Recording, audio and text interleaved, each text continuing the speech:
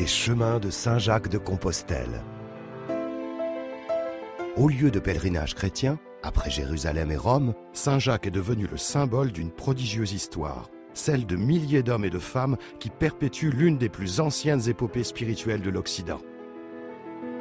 Un pèlerinage dont le but est d'atteindre le tombeau légendaire de Saint-Jacques le Majeur, situé dans la crypte de la cathédrale de Santiago de Compostela, en Galice. À l'arrivée du printemps, les pèlerins rejoignent une des 4 grandes voies traversant la France pour ne faire qu'une en Espagne. Les villes de Tours, Vézelay, Le Puy et Arles étaient des sanctuaires importants, sorte de points de départ d'où partaient ces grands chemins.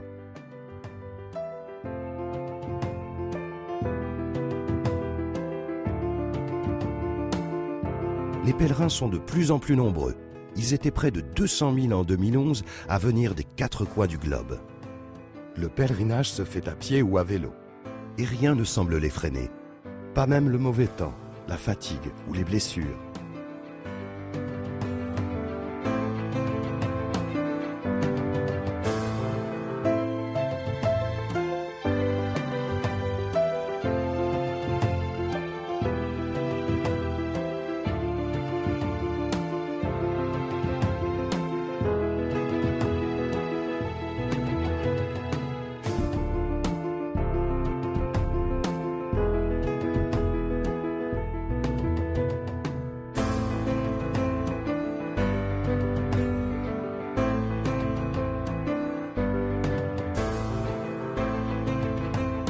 De style roman, la cathédrale de Saint-Jacques de Compostelle possède une façade de style baroque.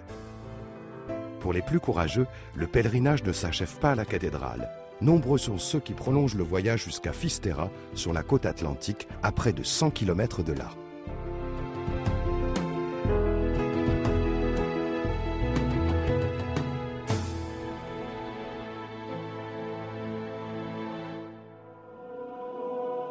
Saint-Jacques de Compostelle est l'un des 12 apôtres de Jésus-Christ, connu sous le nom de Jacques le Majeur. Lors de la reconquête de l'Espagne par les rois chrétiens, il serait apparu miraculeusement et aurait combattu aux côtés des armées royales. On le surnommait alors Matamoros, ou tueur de morts. Le symbole du pèlerinage est la coquille. On en ramassait sur les plages de Galice et les ramenait chez soi, comme preuve de l'accomplissement d'un vœu ou comme souvenir. Selon une légende, un prince précipité dans les flots par un cheval emballé aurait été sauvé par Saint-Jacques et en serait sorti couvert de coquilles.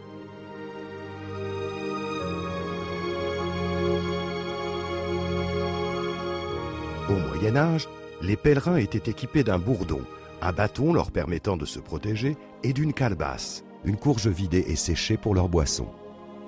Quant au costume, il a bien évolué. Au début du second millénaire, le saint marcheur est représenté vêtu de la cotte, une longue tunique pourvue de manches, d'un chaperon et d'un chapeau.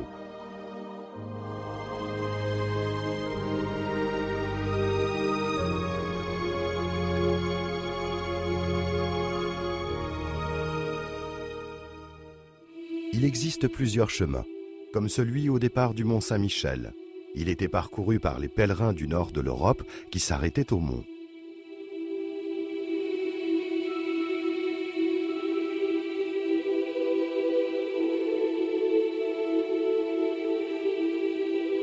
À ce jour, ces chemins font partie des quelques rares itinéraires culturels reconnus par le Conseil de l'Europe.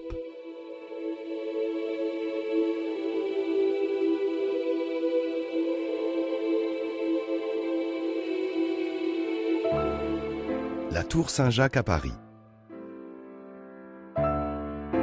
La tour constitue le seul vestige de l'église, dédiée à Saint-Jacques le Majeur.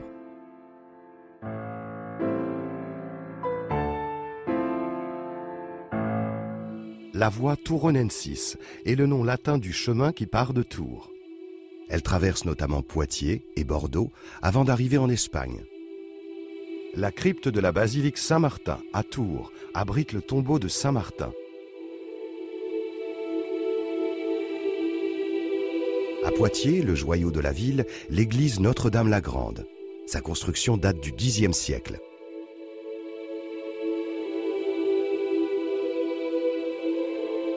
Le chemin continue par Saintes.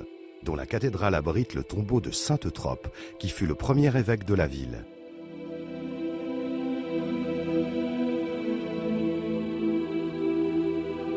La voie Lemovicensis, ou voie de Vézelay, est le nom latin d'un autre des 4 chemins français du pèlerinage. Elle passe par Limoges, d'où son nom. Saint-Léonard de Noblac, une commune française du Limousin. Elle doit son nom à l'ermite Léonard, patron des prisonniers et des femmes enceintes.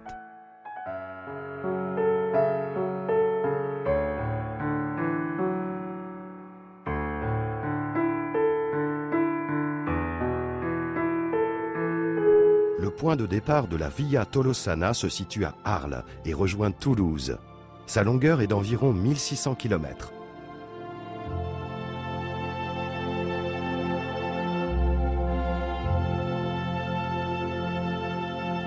Sur cette route, l'abbaye Saint-Sauveur de Gélone, à Saint-Guilhem-le-Désert, est inscrite au patrimoine mondial de l'UNESCO. Dès le Moyen-Âge, la cité attire des foules de pèlerins. Elle contiendrait un morceau de la croix du Christ offert par Charlemagne à Guilhem, le fondateur de l'abbaye.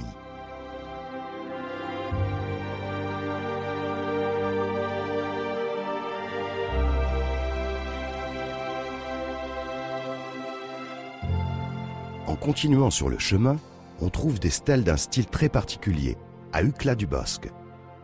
Elles porteraient les marques distinctives des grands ordres monastiques et seraient des vestiges de tombes de pèlerins décédés durant les XIe et XIVe siècles. Toulouse, la ville rose. La couleur de la brique de terre cuite qui sert de matériau de construction locale lui a conféré ce surnom flatteur. La basilique Saint-Cernin est la plus grande église romane conservée en Europe.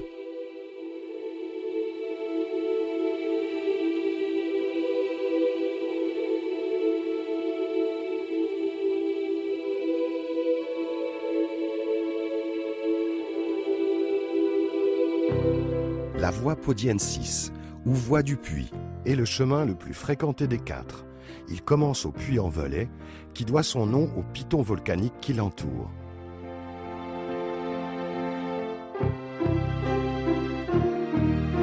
Dans le dédale des ruelles, on rencontre des dentelières, aussi symboliques du Puy que les lentilles vertes.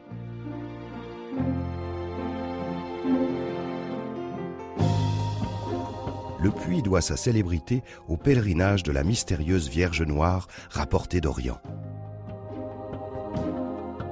Tous les matins, à 7 heures, dans la cathédrale, a lieu la bénédiction des pèlerins.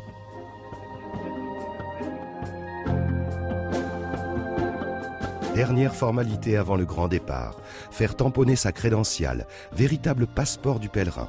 Puis c'est parti pour l'aventure.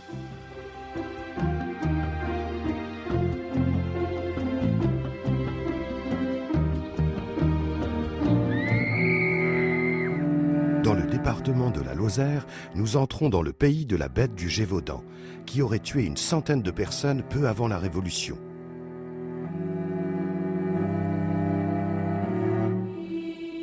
La Daumerie du Sauvage, à Chanaleille, est une ancienne commanderie templière, et il n'est pas rare d'assister à une manifestation rituelle. L'ordre était un ordre religieux et militaire international, issu de la chevalerie chrétienne du Moyen Âge.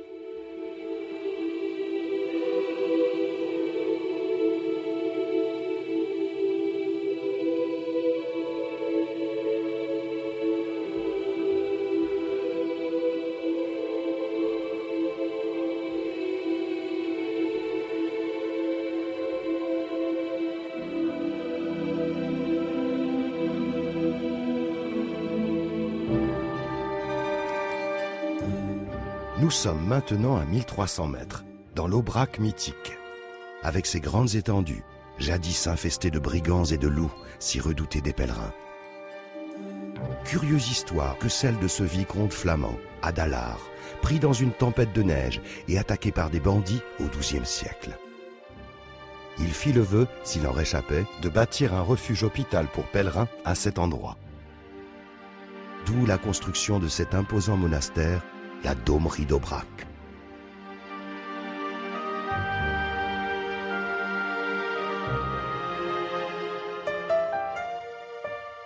Aussi sommaire que réconfortante, cette grange offre tout ce dont a besoin le pèlerin.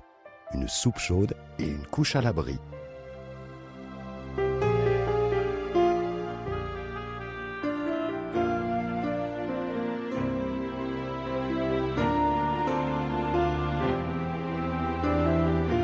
On chemine seul, en couple, entre amis et même en famille.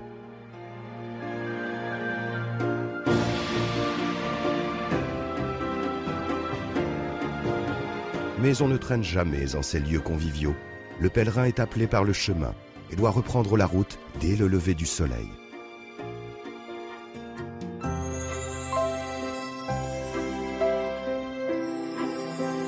Nous sommes ici à 1368 mètres, un des points les plus hauts du parcours.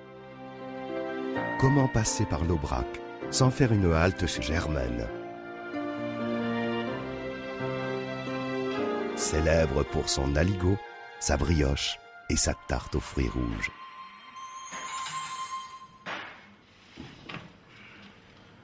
Aujourd'hui, Adrienne, sa fille, a repris le flambeau et fait partie des 5 habitants résidant là toute l'année.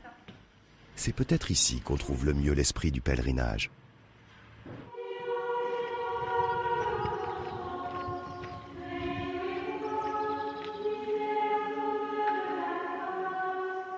De la Daumerie, il reste surtout l'église, Notre-Dame des Pauvres.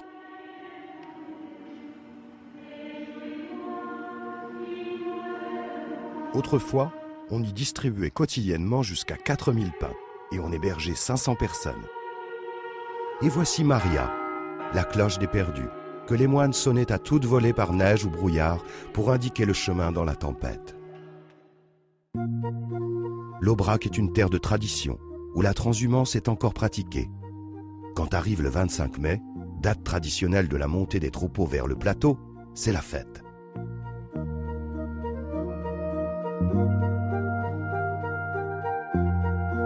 Les têtes des vaches sont décorées de houx, fleurs, cloches et sonnailles.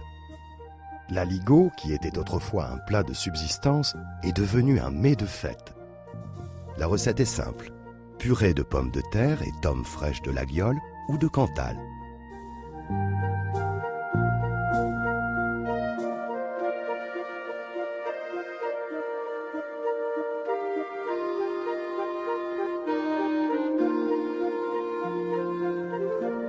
La cité médiévale d'Estaing protégeait les gorges du Lot. Premier dimanche de juillet, Estaing fête son saint patron, Saint Fleuret. Une procession de 200 personnes traverse la ville en suivant le buste du saint. Des figurants représentent les membres les plus illustres de la famille d'Estaing. Et les pèlerins sont, bien sûr, au centre du cortège.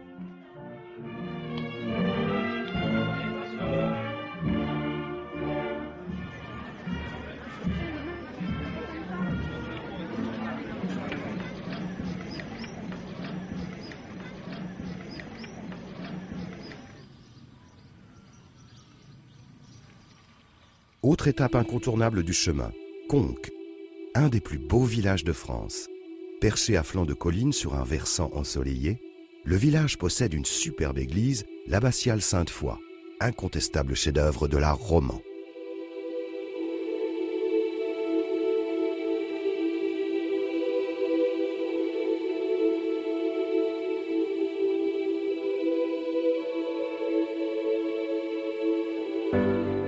À Cahors, le célèbre pont Val-Entrée est un superbe témoignage d'architecture militaire qu'empruntaient les pèlerins du Moyen-Âge.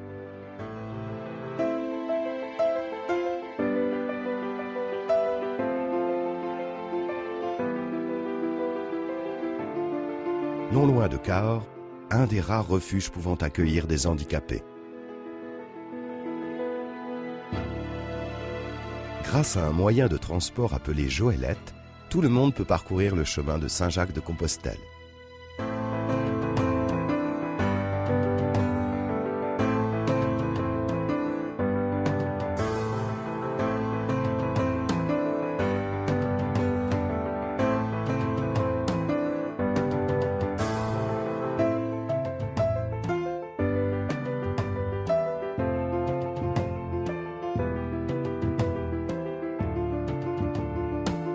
Ces chemins sont connus pour être des espaces de rencontre, de solidarité, de tolérance et de spiritualité. Certains en ont même fait le but de leur voyage. Ces 3 marcheurs appartiennent aux 3 grandes religions monothéistes. Ils marchent depuis Jérusalem pour promouvoir un message de paix entre chrétiens, juifs et musulmans.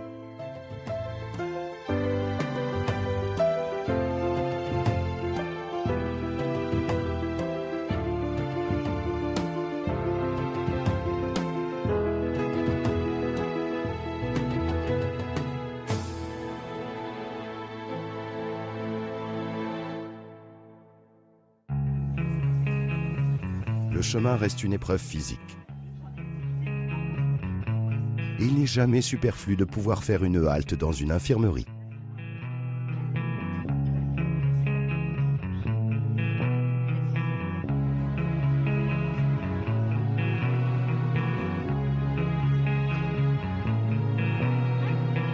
On y trouve du réconfort et des conseils pour continuer du bon pied jusqu'au bout. La stèle de Gibraltar indique la jonction entre les voies de Tours, de Vézelay et du Puy-en-Velay.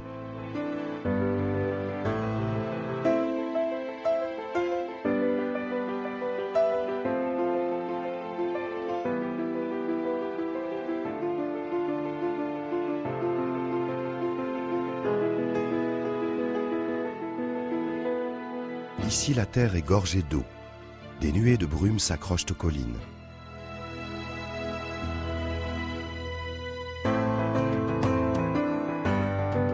L'une des étapes les plus difficiles du chemin se situe ici, entre Saint-Jean-Pied-de-Port et Roncevaux. 28 km, 1300 mètres de dénivelé, plus de 8 heures de marche.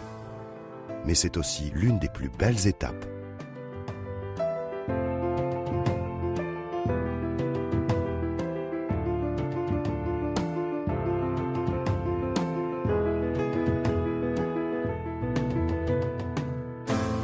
Avec le franchissement des Pyrénées, les pèlerins marchent sur les pas des troupes de Charlemagne et le souvenir de Roland.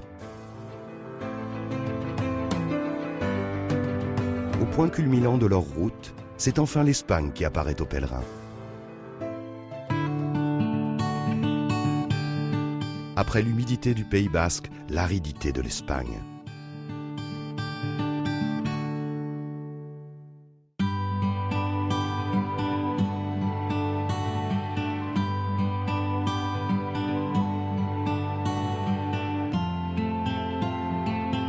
Irache, les pèlerins peuvent déguster à la fontaine le cru de Navarre. L'inscription ne manque pas d'humour. Pèlerin, si tu veux arriver à Santiago avec force et vitalité, de ce grand vin, bois un coup et trinque à la félicité.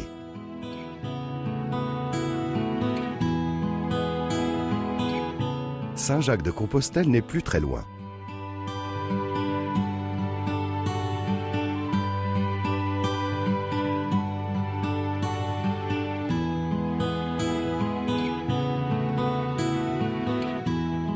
Un peu plus loin, Saint-Dominique de la Chaussée et son admirable cathédrale de style roman.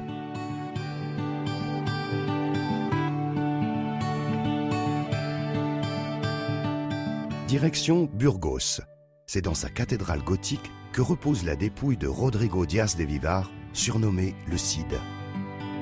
Le palais épiscopal d'Astorga, qui fut dessiné par Gaudi, et Léon et sa cathédrale Santa Maria.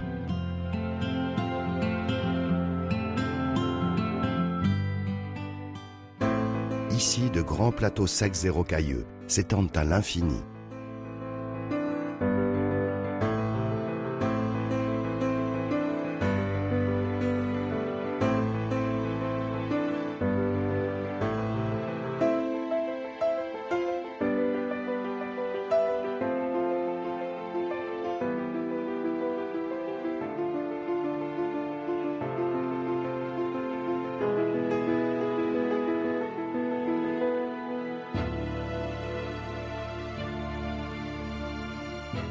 Ponferrada, cité templière, et son château du XIIe siècle.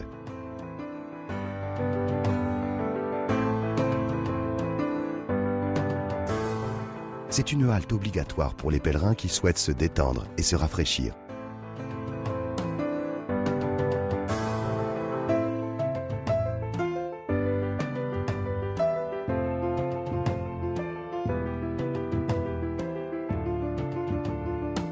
Le village aux maisons couvertes de chaume, appelé Peljodza, présente une architecture typique des formes d'habitat les plus anciennes de Galice.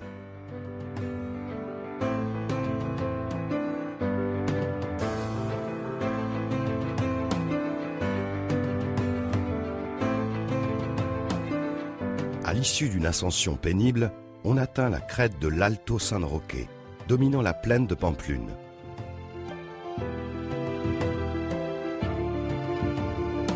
Saint-Jacques de Compostelle approche. La fatigue laisse place à l'euphorie pour ce groupe d'Italiens.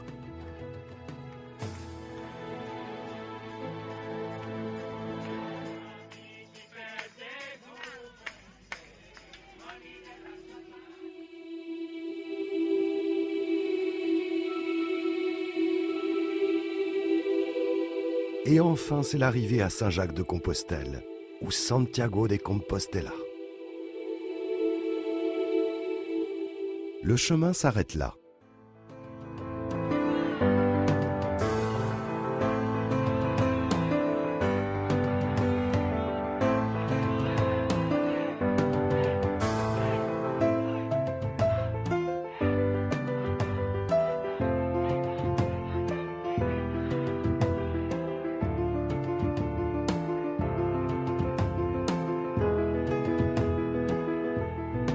La crédentiale est présentée par les marcheurs pour recevoir la Compostela, le certificat de pèlerinage attestant que le chemin a bien été accompli.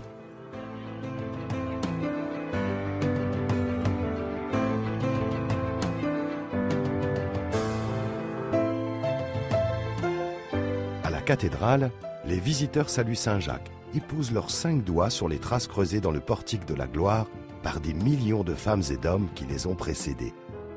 Pour le pèlerin, c'est un hommage à Saint-Jacques qui lui a permis d'arriver au terme de sa pérégrination. Il se recueille ensuite devant ses reliques.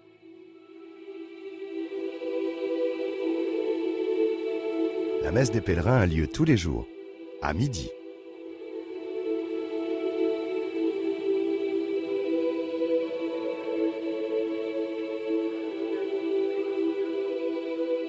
Puis c'est le cérémonial du fameux Botafumeiro, attendu par toute la foule.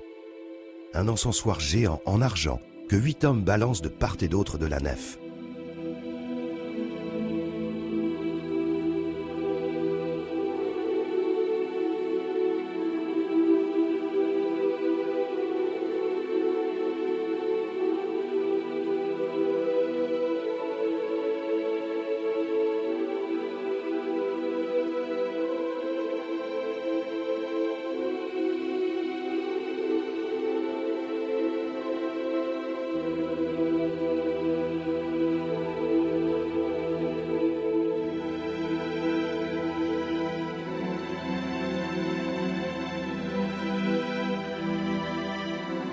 À l'origine, le cérémonial du Botafumeiro était destiné à purifier les lieux.